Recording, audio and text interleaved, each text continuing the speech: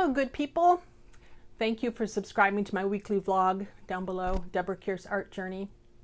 Today I want to talk to you about something I hope you already know, but this is just a reminder. Fat over lean. If you think of an oil and water mixture, you know how the oil always separates and goes to the top, floats on the top? That's a good way to remember it, fat over lean. How does this apply to art? Well, many of the products that we use as mediums in creating art are water-based. This includes acrylic, obviously watercolors.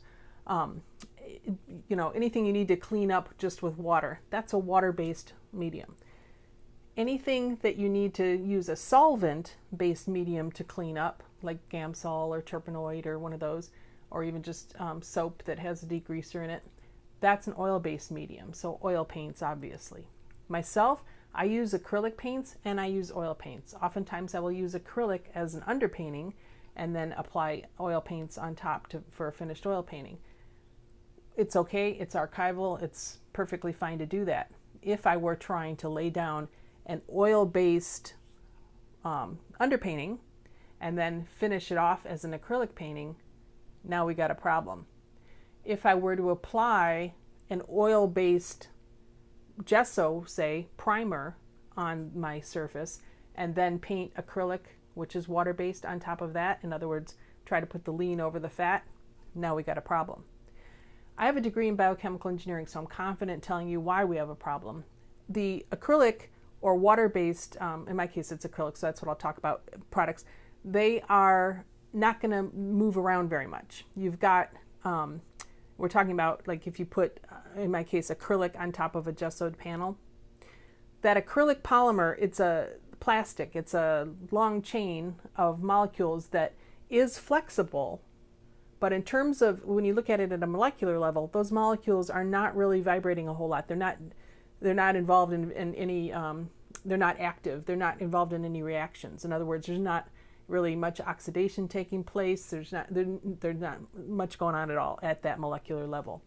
However, when you have something that is oil-based, then you're talking like oil paints. You've got, it's alive, it's organic, it's like a living, breathing thing. There's oxidation. There's all kinds of reactions that are happening with the humidity and with the different heat, different lighting, different things going on in the environment. So when you've got this layer of oil paint on top of the acrylic paint, the fat over the lean, which is how you want it, those oil molecules, things can happen. They can move around, they can jiggle, wiggle, do all the oily, molecular stuff that they're supposed to do and naturally will. And it's okay. You, over time, will get less cracking if you have them on a solid surface like I paint on panels versus on a canvas. But you know that a lot of old canvases that have that crackle kind of a look to them, that will happen much sooner and actually be problematic, like I'm talking 5-10 years even, if you put the acrylic over the oil, if you do the lean over the fat, to the place where actually the acrylic or the water-based medium will eventually fall off. It will not adhere any longer to the oil-based medium below it. So if I paint gesso, say, on top of, an acrylic-based gesso on top of a oil painting, and then to fix something or whatever, and I've seen artists do this, that's bad, because then if I put that acrylic medium on top of whatever area I want to fix and come back and then oil paint over that, that's not going to, that whole part where you put that gesso on, that's going to flake off in just a matter of years.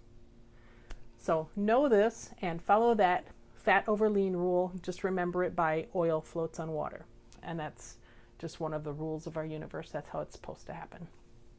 Hope that's helpful. See you next week.